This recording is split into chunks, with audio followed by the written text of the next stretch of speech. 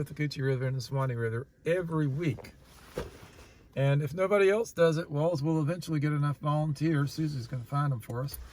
So we can do it all.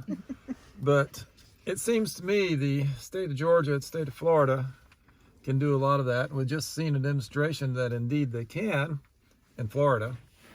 And in Georgia, I think Valdosta ought to be paying for it. So you guys do this quite a bit. How much does it cost you to do a test? It's about $6 for each location. But that's just the film, right? Call it $8 if you add in the other stuff, yeah. For your time. one test, one time, $8. That's just the bacterial test, Yeah, yes. that's just the bacterial test. I didn't count all the other chemical. Do those ones cost more? Yes, you don't have to replace them very often, but usually at least annually. So if and each one of the kits costs about $400. Do you know, like, ballpark, if you were to say the city signs on for doing a year of testing every week, what would they have to budget for something like that? Oh, I can't say off the top of my head, but I can definitely get you that number. Well, where's the money coming from to pay for these? I mean, out of the WWALS for what we're donations, doing? Yeah. Yes, we've been getting a fair number of donations. It hasn't caught up with what we're spending, but it's actually coming along fairly well. So that's a good thing. We're getting people interested. They are actually contributing to this stuff. So that's good. And by the way, the city sends off to a lab, so that is a slight catch. I don't know how much it costs them to do their lab tests. I know also they do some of their stuff in-house. They have some fancy equipment, so it may actually cost them less. Yeah. Which is, you know, actually you might find it interesting to ask the city that. How much does it cost you each time you do a bacterial test at a given location? Probably come up with some astronomical number. Well, Bill Slaughter told me today that they were doing weekly testing now. Notice that's the county, Lowndes County. Yes. And everyone, please remember they have their own sewer system, which did not spill. And in fact, the county has been proactively spending money to fix things before it breaks, which is good. They have had spills in the past. Yes, Bill is going to keep the county testing weekly until it tests clean for some amount of time, which is great, but I don't think he's yet bought into it needs to be tested weekly, continually, forever. That was my next question, is even after months and months and months, I would think that regular testing should continue whether there is an announcement of a spill or not. Well, spills are not the only source of contamination. Right.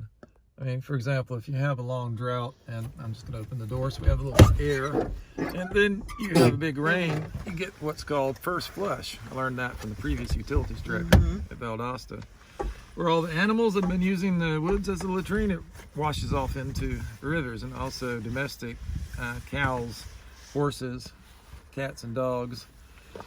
And, hunters been out in the woods, stuff like that. So that's a source of contamination. And Valdosta is not the only place that spills. From time to time, Quitman's land application site overflows. And there could be other things, PCA, the paper mill, they're way cleaner than they used to be, but it'd be good to be testing, their output's actually in Florida, upstream and downstream of that at least weekly.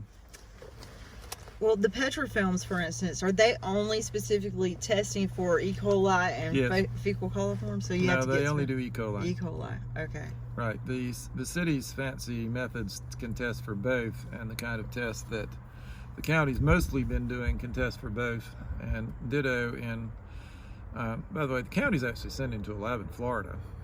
And that's the Flowers company? And the labs that Swanee River Water Management District, Florida Department of Environmental Protection, and Florida Department of Health use, they can test for both, and they usually do. For us to send off to a lab like that in Florida is more like $40 a test, if I recall correctly. That's why we don't do it.